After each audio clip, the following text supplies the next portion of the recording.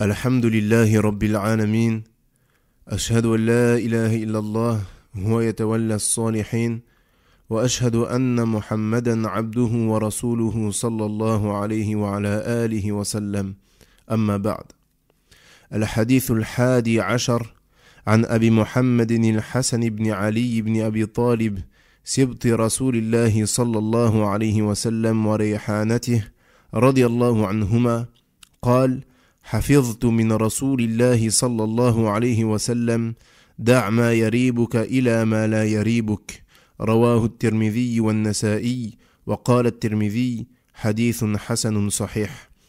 Le 11e hadith d'après Abu Muhammad al-Hassan ibn Ali ibn Abi Talib radiallahu anhuma, le petit-fils du messager d'Allah sallallahu alayhi wa sallam et sa senteur, a dit: j'ai retenu du messager d'Allah sallallahu alayhi wa sallam, délaisse ce qui suscite en toi le doute pour ce qui ne le suscite pas. Rapporté par At-Tirmidhi wa Nasa'i, et At-Tirmidhi a jugé le hadith Hassan Sahih. Al-Hassan ibn Ali est le petit-fils du prophète sallallahu alayhi wa sallam, car il est le fils de Fatima radiallahu anha, la fille du prophète sallallahu alayhi wa sallam. Et Al-Hassan ibn Ali radiallahu anhuma est le 5e calife bien guidé de l'islam. Car en effet le prophète sallallahu alayhi wa sallam a dit: Al-Khalifatu ba'di thalathun, le califat après moi est de 30. Et si on additionne le califat de Abu Bakr, de Omar, de Uthman et de Ali radiallahu anhum ajma'in, ce califat représente 29 années et 6 mois. 29 ans et 6 mois. Et Al-Hassan radiallahu anhu a complété les 6 mois restants. Et également le prophète sallallahu alayhi wa sallam a dit à propos de lui, yani à propos d'Al-Hassan: Inna ibni hadha sayyid sayuslihu Allahu bihi bayna fi'atayn min al-muslimin. Il a dit: certes, mon fils que vous voyez, yani Al-Hassan, est un souverain. Allah réconciliera par sa cause 2 clans parmi les musulmans.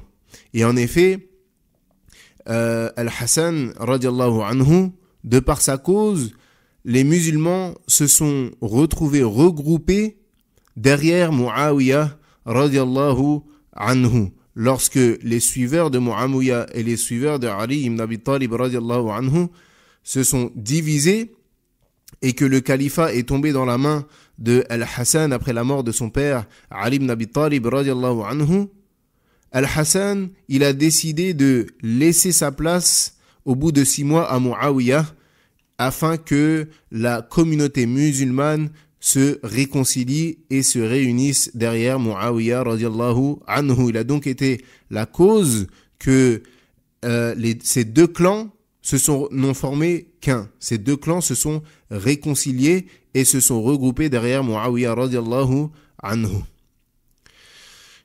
Le prophète sallallahu alayhi wa sallam dit: délaisse ce qui suscite en toi le doute, c'est-à-dire délaisse toute chose qui provoque en toi un doute, une incertitude, pour ce qui ne le suscite pas. Yani délaisse ce qui suscite en toi le doute pour ce qui ne le suscite pas. Donc délaisse toute chose qui te provoque ou bien qui te procure un doute pour ce qui ne te laisse aucun doute.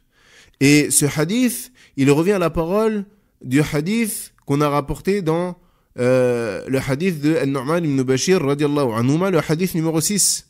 Lorsque le prophète sallallahu alayhi wa sallam a dit: فَمَنِ اتَّقَى الشُّبُهَاتِ فَقَدْ اسْتَبْرَأَ لِدِينِهِ وَعِرْضِهِ. Lorsque le prophète alayhi salatu wa sallam a dit: celui qui se détourne des ambiguïtés aura préservé sa religion et son honneur. Et donc ceci, le fait de délaisser ce qui provoque ou procure un doute pour ce qui n'en laisse pas, est une règle très importante dans la vie du musulman. Car si le musulman la met en pratique, son âme va se reposer.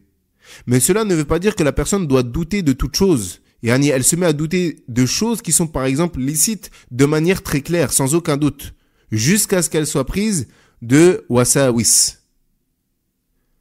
Et pour illustrer cette phrase-là, délaisse ce qui te procure un doute pour ce qui n'en suscite pas, on va donner un exemple. Mathalan, un homme a perdu ses ablutions en allant aux toilettes. Un homme a perdu ses ablutions en allant aux toilettes. Puis plus tard, il veut accomplir la prière et il se met à douter. Est-ce qu'il a refait ses ablutions après avoir été aux toilettes? Il tombe donc dans un doute. Est-ce qu'il a ses ablutions ou est-ce qu'il ne les a pas? Car s'il fait ses ablutions, s'il fait sa prière sans les ablutions, alors sa prière est invalide. Mais s'il veut que sa prière soit valide, il doit faire sa prière en état de pureté. Donc il applique la règle que l'on vient de voir.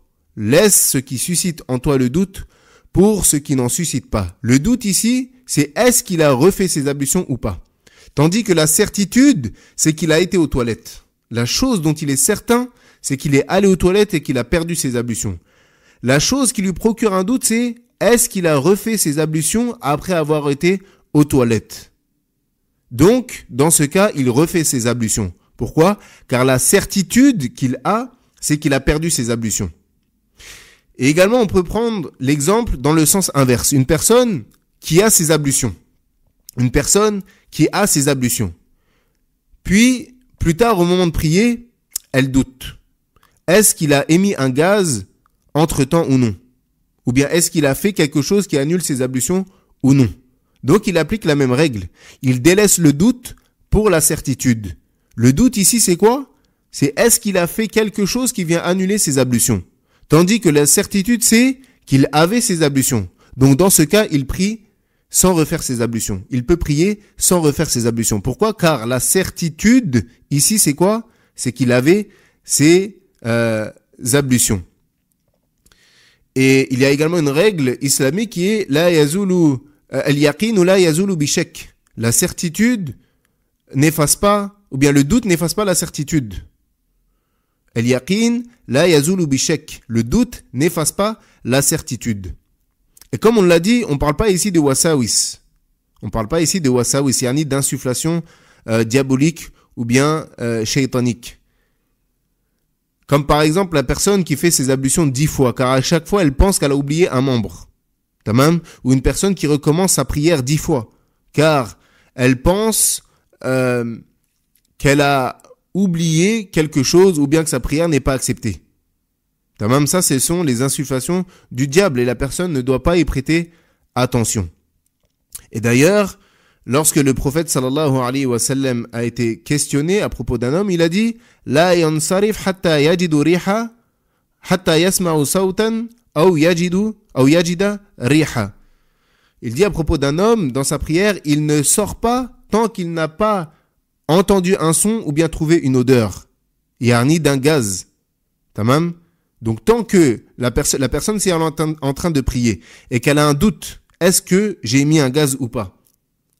C'est un doute ici, c'est pas une certitude. On parle pas de la personne qui sait très bien qu'elle a perdu ses ablutions. On parle d'une personne, elle a un doute. Le prophète, alayhi salatu wassalam, il dit, il ne sort pas tant qu'il n'a pas entendu un son ou bien trouvé une odeur. Il y a une chose qui lui prouvera qu'il a bel et bien commis un gaz ou bien émis un gaz. Parmi les enseignements bénéfiques de ce hadith, le fait que la religion de l'islam veut pour nous la facilité et ne veut pas pour nous la confusion ou bien l'inquiétude. Deuxièmement, le fait que si tu veux la tranquillité et le repos de l'âme, tu te dois de marcher avec cette règle. Tu te dois de marcher avec les choses dont tu as la certitude et de délaisser les doutes et les wasawis. Combien de relations entre des amis ou bien entre des époux a pu être détruite à cause de doutes, ou bien je pense, qui ne sont basés sur aucune certitude. Donc si la personne veut le repos de l'âme et la tranquillité dans sa vie, elle se doit de marcher avec cette règle-là. Elle délaisse ce qui provoque ou suscite un doute pour ce qui n'en laisse pas. Et elle marche avec la certitude, elle délaisse les doutes et le mauvais soupçon. Troisièmement, le fait qu'il a été donné au prophète sallallahu alayhi wa sallam les paroles concises, c'est-à-dire le fait que le prophète sallallahu alayhi wa sallam avait la capacité de parler avec très peu de mots, mais que ces peu de mots renfermaient un énorme sens. Comme on peut le voir ici dans ce hadith, Ce hadith, il est très court. Da' ma yaribuk ila ma la yaribuk. Délaisse ce qui suscite en toi le doute pour ce qui n'en suscite pas. Et on voit qu'on peut tirer de cette très courte phrase d'énormes bénéfices.